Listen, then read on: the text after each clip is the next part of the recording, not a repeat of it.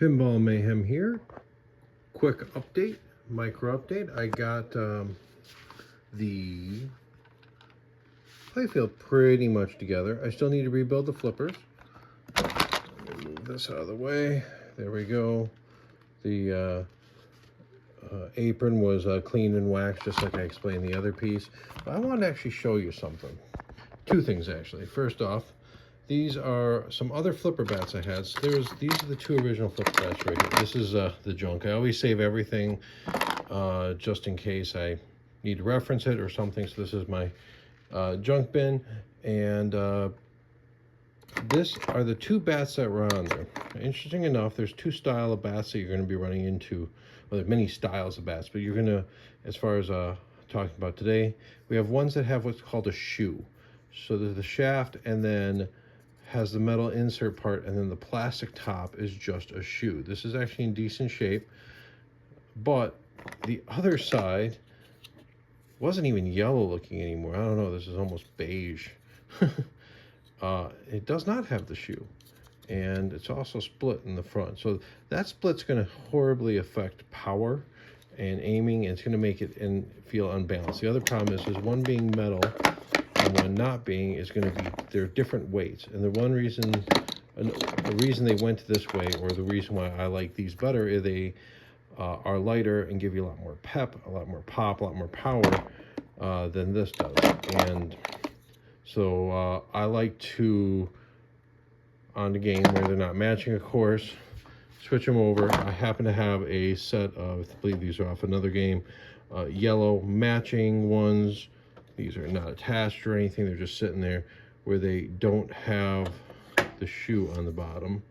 Kind of just put them there to make sure they're right. So these are going to be light, these are going to play evenly, they're not split. I think I replaced these when I was doing a shop earlier, or on another game where I wanted everything to be brand new. And these are perfectly good shape, perfectly fitting here. They're also William logo bats. You will find this shape, this size, available for a little cheaper without the Williams logo, but I do like the Williams logo on this game, which matches the other two shoes that came off. And need to still see which rubbers I have. I think I got some yellows. If not, I can put something on here that'll look good. Maybe green, different little bounce. But that's in. I did get the bumper in there, but I wanted to show you these spike post bumpers. There's a little trick, and let me show you how I do that.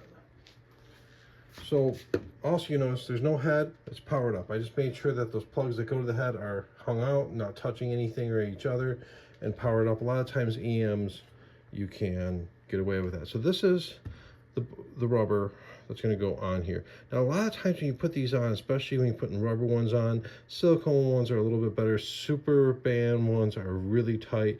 A lot of times you put them on here, just the force of putting them on, they bind right here, and the end rolls under, and then they split. Or if you don't split them putting on, you can split them pretty quickly. In a bind, I have warmed them up by sucking on them or licking them, but what I'm doing is I'm using something called Pin Guard. This is rubber cleaner that you can use to clean rubber off. It's a product from Pinball Life.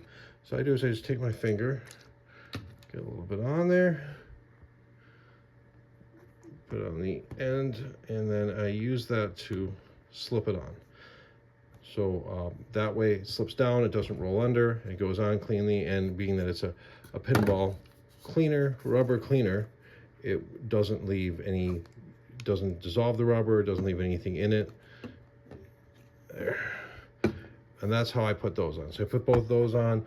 I did use a lot of these 5/16 bands that were not listed in the parts list. I think I got at least 1, 2, 3, 4, 5, 6 at least, which is kind of 7, I think, maybe at least. Yeah, which is pretty. It's just a lot for something that's not even listed. So I got 7, 8, 9 rubbers that weren't listed in the manual. So next, I hope to get the flippers rebuilt. I got some loose screws on the bottom side that hold the bar on, so I'll do that at the same time I rebuild the flippers. and put the hat on and see if it plays. Thank you for watching, and make sure to check out the rest of the videos.